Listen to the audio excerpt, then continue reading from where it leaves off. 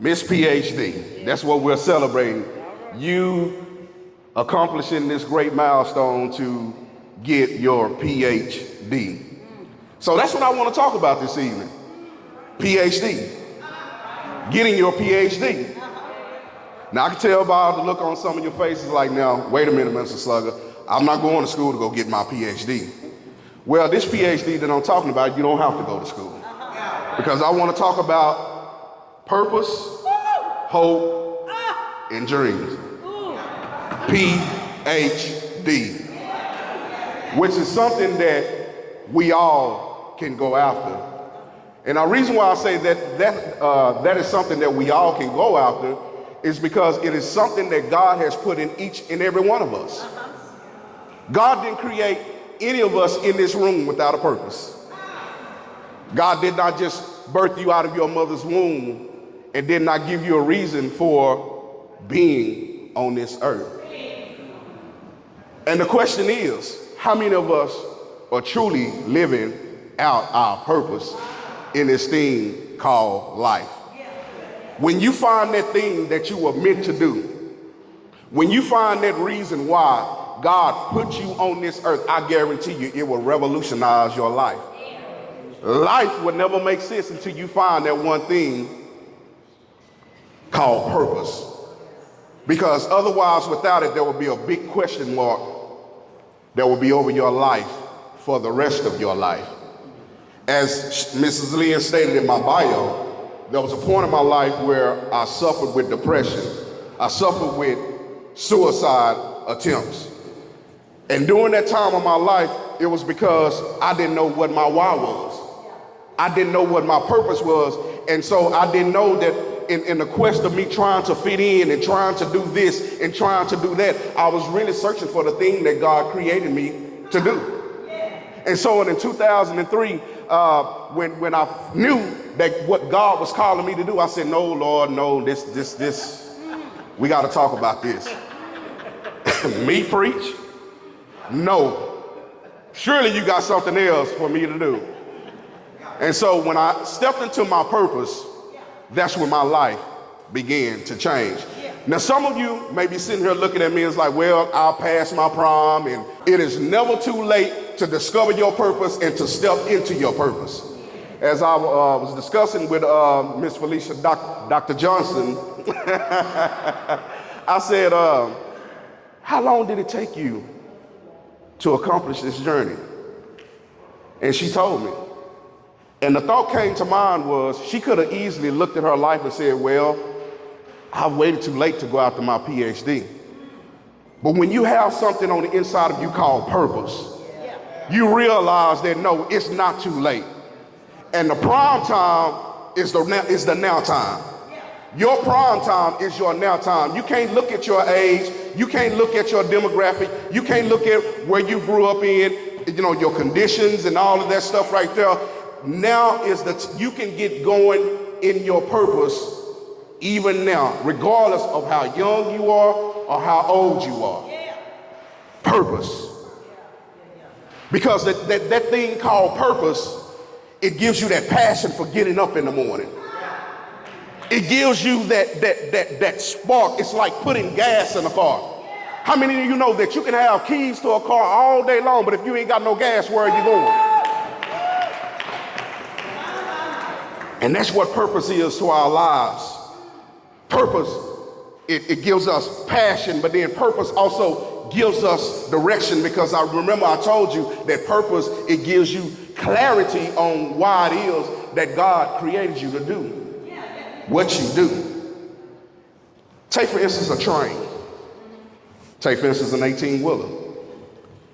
Those are two things that you will never see moving without a purpose. I've never seen a train go down the track without a destination in mind. I've never seen an 18-wheeler go down the highway just to be joyriding. No, they're moving on purpose for a purpose. And how many of you know that that's what God wants you and I to be moving on purpose for a purpose? You and I just put here just to exist. Then I want to talk about hope. The Bible puts it like this right here, that faith is the substance of things hoped for and the evidence of the things not seen. Faith starts with hope. If you don't have hope, then you don't have nothing. Why do you think our world has gone the way that it is? Because you have people walking around in a hopeless state. And one of the most dangerous persons to be around is a person who is hopeless. A person who feels like they have no reason to live. Because if they feel like they have no reason to live, then they don't have no problem with taking your life or pulling down your life because they're hopeless. And many people are walking around dressed up, smelling good, but are hopeless. They don't tell you that they are hopeless, but they'll do things like sleep all day, go to work. Then after I get off work, I eat, and then I go to sleep, watch a little TV, and then repeat that same cycle every day, which tells me that you feel like that there is no more to your life than what there is. But can I tell you, I don't mean to go to church here, but the devil is a lie. There's more to your life than what you know. I don't know about y'all, but I don't want to just go through life just existing. I don't want to just go through life just sucking up air. I don't want to just go through life just mundane and just walking aimlessly and don't have. No. We got to dare to step out of mediocrity. If that means that I got to get out of my comfort zone, then I got to get out of my comfort zone. If that means that I got to change some things, then I got to change some things. If that means that I got to change my mindset, then I just have to change my mindset. Whatever I got to do, I got to step out of this thing called mediocrity.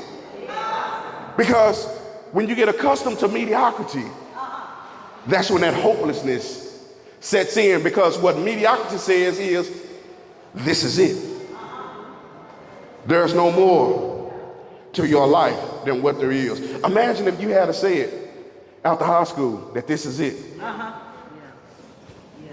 I'm good. Or what if you had to just settle for your bachelor's? It would, I'm good right. But you realize that there was something more within you. And when you realize that there was something more within you, you said, okay, I got to do what it takes in order to fulfill this thing that God has put on the inside of me. And so therefore, I got to go back and do what I need to do in order to birth this thing that God has within me. How many of you know that whether you're a man or a woman, you can be pregnant with this thing called purpose? I don't know about y'all, but before I leave this earth, I plan to give birth to every dream, to every purpose, to every vision, to every thought that God has ever given me. And sometimes you'll have people, they'll tell you, well, you've already done this and you've already done that. What more do you want? Well, ma'am, well, sir, with all due respect, if that's good enough for you, then hey, good for you. But as for me and my house, we gonna do great exploits. We gonna kick this thing to the max. We gonna continue to take it to the next level. We will not settle for mediocrity. Hope. Keep that hope alive. Don't let nothing or no one put out your hope. Because if that hope goes out, your fire goes out. And if your fire goes out, your faith goes out. And if your faith goes out, then your life goes out. Then the last thing, dream. A dream is something more than what you have when you lay down and you go to sleep at night. It is more than just a figment of the imagination. I'm talking about a God-given dream. It is something that you see while you're wide awake. How do I know that? Because Dr. King, he had a dream. It wasn't something that he laid down at night and all of a sudden he dreamed of this speech. No. It was something bigger than that. It was something tangible. Then let's go to the Bible. Let's look at Joseph. Joseph had a dream. And because he had a dream, That's how many of you know when you have a dream, that's when the enemy will get busy trying to stop you from giving birth to your dream. And this is why so many people give up on their dream, because as soon as they step out on faith and start operating in their dream, they face opposition. They face challenges. And in the midst of those challenges and that opposition, they abandon their dream. But when God has given you a dream, you can't just let it die. That would be the equivalent to giving birth to a seed, giving birth to a baby, and just sit and walking away from it. Come on now. Jesus. Dr. King had a dream, something that was living on the inside of them. Do you have anything living on the inside of you? Do you have anything on the inside of you that's worth getting up for, that's worth working for, that's worth striving for? Do you have something living on the inside of you that says that I can be more, I can do more? Do you have something that's bigger than you? Because when God gives you a dream, it's something that's truly bigger than you. Your PhD, you know it's something bigger than you. It's for a purpose that's greater than you. It's so that you can influence the world around you. Because many of us, we complain about how the world is going, but what are we doing to change the world around us? It's easy to complain about the things that are going wrong around us, but what are we doing to change the things around us? And that's why God gives us this thing called purpose, hopes, and dreams, so that we can change the world around us. Because how would they know that God is real if we do not exemplify him through our lives? How will the young people know that they can do all things through Christ who strengthens them if they don't see it in our lives? So all I'm saying to you, my people, just as we're here celebrating Dr. Johnson on getting her PhD, I don't know about y'all, but I'm going after my PhD. I'm going after my purpose. I'm going after my hopes. I'm going after my dreams. And I encourage you to do the same thing. God bless you.